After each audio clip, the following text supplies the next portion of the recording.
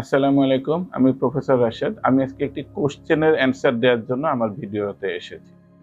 অনেক রোগী আমাদেরকে জিজ্ঞাসা করেন, বিশেষ করে ব্রণের রোগীরা বলেন যে কসমেটিক ব্যবহার করার কারণে কি ব্রণ বাড়ে কিনা? তো এটা সংক্রান্ত কিছু গবেষণামূলক তথ্য আমি আজকে দেওয়ার চেষ্টা করব। আমার আগেও একটি ভিডিও আছে যে সানস্ক্রিন ব্যবহার করলে ব্রণ বাড়ে কিনা? ওইটা আপনারা দেখে নিতে পারেন আমার চ্যানেলে যেয়ে। তো কসমেটিক ব্যবহার করার কারণে ব্রণ বাড়ে কিনা এটা নিয়ে বিভিন্ন গবেষণা আছে। আমি কিছু গবেষণালব্ধ ফলাফল এরকম বলছি যে বিভিন্ন গবেষণাতে দেখা গিয়েছে যে আমরা যত ধরনের কসমেটিক ব্যবহার করি, কসমেটিক ব্যবহার করার ক্ষেত্রে গবেষণার মধ্যে পাওয়া গিয়েছে যে সবথেকে বেশি কসমেটিকের মধ্যে বিভিন্ন ফেস ওয়াশ বা ফেস প্যাক ব্যবহার করার ক্ষেত্রে এটার সংখ্যা বেশ ভালো পরিমাণে ব্যবহার করার কারণে কারো ক্ষেত্রে ব্রণ বাড়ে। তারপরে দেখা যায় যে কোনো পেশেন্টের ক্ষেত্রে ফেস পাউডার বা মুখে পাউডার ব্যবহার করার কারণেও ব্রণ বেড়ে থাকে। এবং কারো ক্ষেত্রে দেখা যাচ্ছে যে ফাউন্ডেশন ব্যবহার করার কারণেও ব্রণ বাড়ছে। তো এটা একটু আশ্চর্যজনক ঘটনা। কেননা আমরা দেখা যাচ্ছে যে ব্রণের জন্য আমরা নিজেরাই ফেস ওয়াশ সাজেস্ট করে থাকি বা মানুষের মধ্যে একটা ধারণা যে ফেস ওয়াশ দিয়ে মুখ ধুলে যে সাধারণত ব্রণ কমে যায়।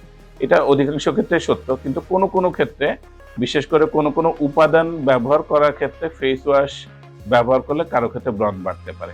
এক্ষেত্রে একটা মানে মেকানিজম বা পদ্ধতি হচ্ছে ফেস ওয়াশের মধ্যে কিছু উপাদান থাকে যেমন সোডিয়াম লরেল সালফেট বা বিভিন্ন ধরনের অয়েল। অনেক সময় দেখা যায় এই উপাদানগুলা যদি ওই ফেস ওয়াশের মধ্যে ইনগ্রেডিয়েন্ট হিসেবে থাকে, এগুলো অনেক ক্ষেত্রে কমেডোজেনিক। তো এই উপাদানগুলো দেখা যায় যে ফেস ওয়াশে থাকলে ওই পেশেন্টের ব্রণ বাড়ার একটা টেনডেন্সি থাকে। ২ নম্বর কথা হচ্ছে সবথেকে বেশি গবেষণা এসেছে সবথেকে বেশি ব্রণ বাড়ে ফেস পাউডার ব্যবহার করলে। তো ফেস পাউডার ব্যবহার করার কারণে কি হয় সেবাম বা মুখের তৈলাক্ত ভাব আটকে যায়, পোর গুলা আটকে যায় বা ক্লগ হয়ে যায় এবং একই সঙ্গে দেখা যায় ঘামগুলা জমে যায়। এই সবগুলা সহ পাউডারটা যখন মুখের পোরকে বন্ধ করে দেয় তখন তাকে ব্রণ বাড়ানোটাকে অনেক পরিমাণে বাড়িয়ে দেয়। এবং যারা ফাউন্ডেশন ব্যবহার করে, ফাউন্ডেশন ব্যবহার করার ক্ষেত্রেও কিন্তু ব্রণ বেড়ে যায়। এই ৩ টা উপাদান যদি কেউ শুধু ব্যবহার করে তাদের যে পরিমাণ বাড়বে, ওই ব্যক্তি এই ব্যবহার করা আ কসমেটিকের সঙ্গে যদি কোনো ব্যক্তি মিল্ক কনজাম্পশন করে বা দুধ খায়, তখন তাদের দেখা যায় এই কসমেটিকের সাইড ইফেক্ট আরো বেশি হয়। তার মানে গবেষণায় দেখা যাচ্ছে যে দুধ গ্রহণ করা এবং কসমেটিক ব্যবহার করলে বেশি ব্রণ হওয়ার সম্ভাবনা থাকে এবং যেসব ব্যক্তিরা শুধু কসমেটিক ব্যবহার করছে কিন্তু দুধ খাচ্ছে না, তাদের ক্ষেত্রে ব্রণটা একটু কম হওয়ার সম্ভাবনা থাকে। এটা একটা গুরুত্বপূর্ণ ব্যাপার।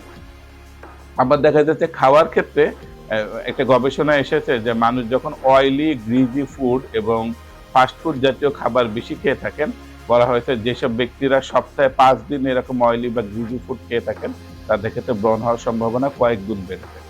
এটা একটা গুরুত্বপূর্ণ ব্যাপার। এছাড়া ময়েশ্চারাইজার যখন ব্যবহার করে, কোনো ময়েশ্চারাইজারের মধ্যে যেমন হাইলুরোনিক অ্যাসিড বলে তুলনামূলকভাবে হাইড্রেশন করে, এটার দ্বারা ব্রণ কম হয়। কিন্তু অধিকাংশ ক্ষেত্রে ময়েশ্চারাইজিং এর মাধ্যমে কারো ক্ষেত্রে ব্রণ বাড়তে পারে। এই ব্রণ বাড়ার কিছু মেকানিজমের একটা হচ্ছে কিছু ময়েশ্চারাইজার কমেডোজেনিক না।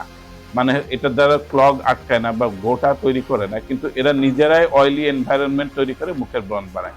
আবার কোনো ময়েশ্চারাইজার আছে দেখা যাচ্ছে নিজেই ব্রণ মানে কমেডোজেনিক যার ফলে ব্রণ বাড়িয়ে দিচ্ছে। তো এইভাবে একটা বাড়তে পারে।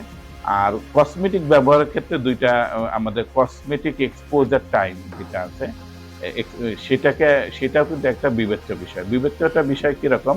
যে কোনো ব্যক্তি আছে নিয়মিত একই কসমেটিক অনেক দিন ধরে ব্যবহার করছেন। দেখা যাচ্ছে প্রাথমিক পর্যায়ে তার ব্রণ হচ্ছে না। দীর্ঘমেয়াদী ব্যবহার কারণে একই উপাদান ব্যবহার করার কারণে কিন্তু ব্রণ হতে পারে। এটা একটা ব্যাপার। আর কারো ক্ষেত্রে একটা কসমেটিক ব্যবহার করার পরে কত সময় তার মুখের মধ্যে কসমেটিকটা থাকে, এটার দ্বারাও কিন্তু নির্ধারণ হয়। যার ক্ষেত্রে যত দীর্ঘ সময় কসমেটিক থাকবে, তার ক্ষেত্রে ব্রণ হওয়ার সম্ভাবনা বেশি। এজন্য কসমেটিক সেটা সানস্ক্রিন বলেন, ময়েশ্চারাইজার বলেন বা পাউডার বলেন বা যেটাই ব্যবহার করা বলেন, অবশ্যই এক্ষেত্রে ক্লিনজিং এর ক্ষেত্রে একটা গুরুত্বপূর্ণ উপাদান নির্ধারণ করতে হবে। সেক্ষেত্রে আমরা খুব র‍্যাপিডলি ক্লিনজিং করব, হার্শ কোনো উপাদান দিয়ে ক্লিনস করব না, ডাবল ক্লিনজিং করব এবং সফটলি ক্লিন করব। এভাবে কিন্তু আমরা বিভিন্নভাবে ক্লিন করলে কসমেটিক রিলেটেড যে ব্রণ হওয়াটা সেটা প্রতিরোধ করতে পারি।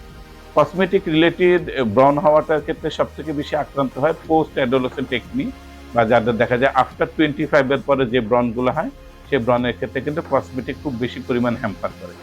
আর টিনেজ বা অ্যাডোলেসেন্টের ক্ষেত্রে যে ব্রণ হয় তাদের ক্ষেত্রে দীর্ঘ সময় কসমেটিক ব্যবহার করা এবং ঘন কসমেটিক ব্যবহার করা এবং কসমেটিক একই কসমেটিকের ব্র্যান্ড দীর্ঘদিন ব্যবহার করাটা তাদের উপর প্রভাব ফেলে।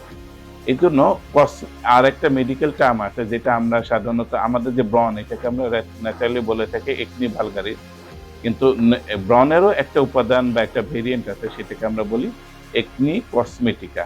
কসমেটিকের কারণে ব্রণ হচ্ছে, এই জন্য একনি কসমেটিক থেকে দূর থাকা এবং বিভিন্ন ধরনের নর্মাল একনিকেও যাতে আরো বাজেভাবে প্রচার না করে বা বাজেভাবে প্রদর্শন না করে, এই জন্য কসমেটিক ব্যবহারের ক্ষেত্রে আমাদের অবশ্যই সচেতন, সতর্ক এবং একজন বিশেষজ্ঞের পরামর্শ নিয়ে কসমেটিক ব্যবহারটা আমার লাইফস্টাইলের মধ্যে অন্তর্ভুক্ত করতে হবে।